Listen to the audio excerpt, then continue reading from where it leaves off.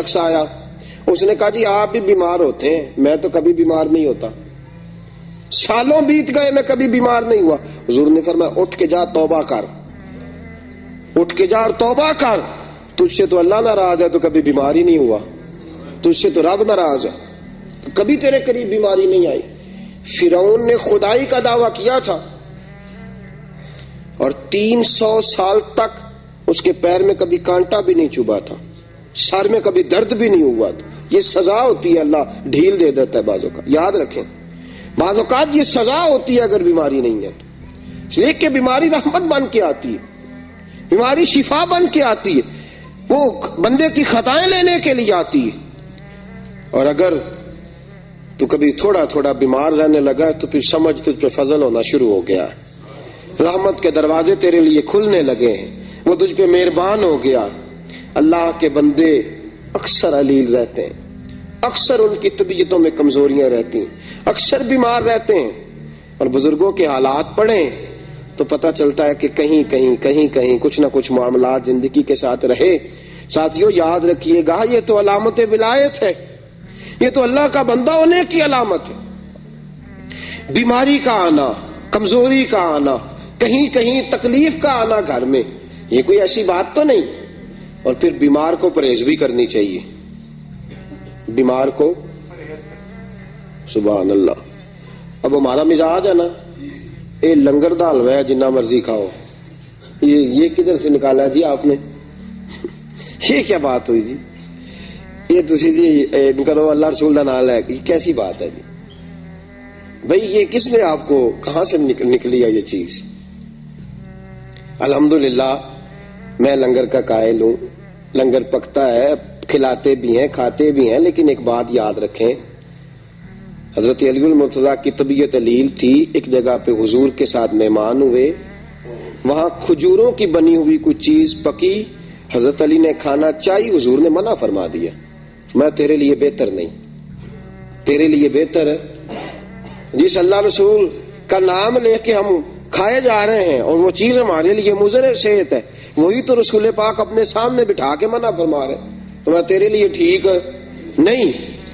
اور پھر ان کے گھر میں سرکہ بن کے آیا, حضور نے فرمایا علی اس میں سے کھاؤ, یہ تمہارے لیے بہتر ہے, اس لیے کہ حضور سب سے بڑے طبیب ہیں کائنات کے, رسول پاک کائنات کے سب سے بڑے.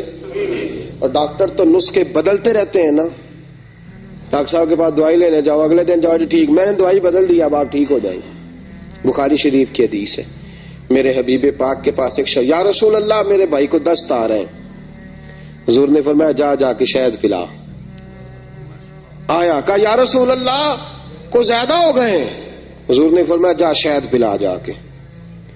پھر آیا کہا حضور بڑھ گئے ہیں, فرمایا تیرے بھائی کا پیٹ جھوٹ بولتا ہے, اللہ کا نبی سچ کہتا ہے, تیرے بھائی کا پیٹ جھوٹ بولتا, اللہ کا نبی سچ, جا کے شہد پلا. وہ کہتے ہیں گیا جا کے شہد پلایا, اللہ نے شفا عطا فرما دی. حضور علیہ الصلوۃ والسلام طبیب اعظم رسول کریم صلی اللہ تعالی علیہ وسلم نے منع فرمایا یہ تیرے لیے بہتر نہیں ہے, تو اسے استعمال نہ کر. تو یہاں اس بات کو ذہن کے اندر رکھیں کہ جو چیزیں اللہ تبارک و تعالیٰ کی پیدا کردہ چیزیں ہیں, تو جس طرح بہت ساری چیزوں کو اللہ نے مسلمانوں کے لیے ویسے ہی حرام قرار دے دیا ہے, اگر آپ کی طبیعت ٹھیک نہیں ہے اور کچھ چیزیں آپ کے لیے مضر صحت ہیں تو دین اس کی گنجائش دیتا ہے آپ کو, اس پر پورے دلائل رکھتے ہیں ہم کہ ان چیزوں کو نہیں استعمال کرنا چاہیے, رب رسول نے منع فرمایا. تو ہم اگر بے دھڑک ہو کے خود اپنا نقصان کریں گے تو یہ بھی تو ایک بات بری ہے نا.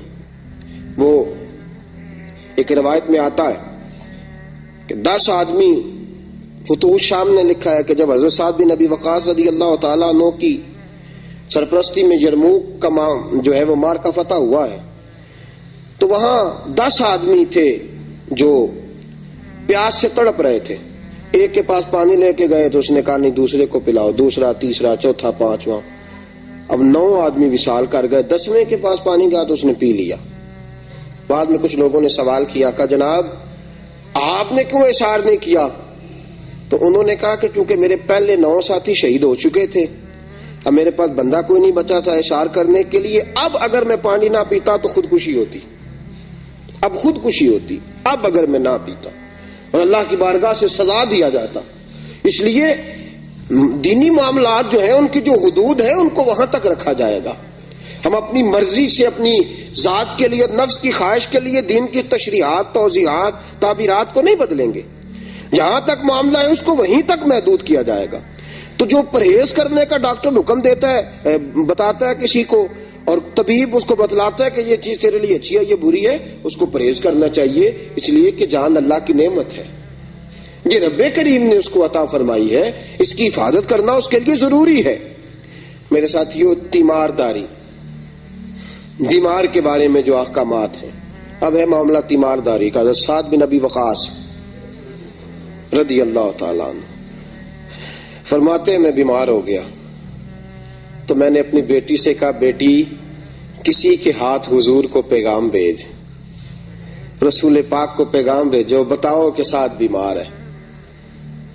فرماتی ہیں کہ میری بیٹی نے پیغام بھیجا، رسول پاک تشریف لائے. اور یہ تیمارداری نہ درد دل سے ہوتی ہے. حضرت سعد بن عبادہ فرماتے میں بیمار ہو گیا تو بڑے سپہ سالار تھے، بڑے جذبے والے صحابی تھے. حضور میری تیمارداری کرنے آئے تو رسول پاک نے میرے ہاتھ کے اوپر ہاتھ رکھا تو فرماتے ہیں کہ میں نے حضور کا چہرہ دیکھا تو پیارے مصطفیٰ کی آنکھوں میں آنسو تھے. تیمارداری کرنے ہیں، درد دل ہے نا، محبت ہے غلام کے ساتھ. بعض اوقات بچے بیمار ہوں تو ماں باپ کی آنکھیں باہر آتی ہیں، محبت ہے. ہاتھ رکھا تو حضور رو پڑے تو ساتھ جو صحابہ تھے ان سب کی آنکھوں میں بھی آنسو آ گئے. یہ درد دل ہے. حضرت سعد بن ابی وقاص فرماتے ہیں کہ رسول پاک میری تیمارداری کرنے آئے تو میں رو پڑا. میں نے کہا یا رسول اللہ اب میں نہیں بچوں گا، بس یہ بیماری جان لیوا ہے. حضور میں وصیت کرنا چاہتا ہوں. کتنی وصیت کروں؟ میرا دل کرتا ہے کہ 1/3 مال گھر والوں کو دے جاؤں، باقی سارا اللہ کی راہ میں. حضور نے فرمایا نہیں، 1/3 اللہ کی راہ میں، باقی سارا اپنے ورثاء کے لیے وصیت کرو. اور جہاں تک تمہارے جانے کا خیال ہے، فرمایا اللہ تمہیں شفا بھی دے گا اور زندگی بھی عطا فرمائے گا. جہاں تک تمہارے جانے کا خیال ہے اور تمہاری اس بات کا تعلق ہے کہ اب نہیں بچوں گا، اللہ شفا بھی عطا فرمائے گا اور زندگی بھی عطا فرمائے گا. حضرت سعد بن ابی وقاص فرماتے ہیں حضور کے وہ جملے تھے، ساڈے نبی دی زبان ساڈے واسطے قرآن، رسول پاک کے وہ فکر اثر بن کے دل پہ لگے. اللہ نے مجھے شفا بھی عطا فرمائی اور حضور کے بعد کئی سالوں تک اللہ نے زندگی عطا فرمائی. کئی سالوں تک رسول پاک علیہ الصلوۃ والسلام کے بعد تو بڑی جلدی دل چھوڑ جانا بیماری کے عالم میں، یا لواحقین کا یہ کہہ جانا کہ بس بھائی اس کی بھی اجازت نہیں ہے. ہم کیا کریں گے؟ ہمارا جو مریض ہوگا اس کو تسلی دیں گے. اگر وہ کوئی ایسا جملہ کہے گا بھی تو ہم اس کو جواب میں سمجھائیں گے کہ شفائیں اللہ کے پاس ہے، وقت اللہ نے مقرر فرمایا ہے. اللہ تبارک و تعالی ہی اس وقت مقررہ پر سب کے ساتھ یہ معاملہ کرے گا. ضروری نہیں. اعلیٰ حضرت رحمت اللہ علیہ فرماتے ہیں کئی دفعہ ایسا ہوتا ہے کہ بیمار تندرست ہو جاتا ہے اور تیماردار کا وقت آ جاتا ہے، وہ رخصت ہو جاتا ہے، بیمار تندرست ہو جاتا ہے، اس کو شفائیں مل جاتی.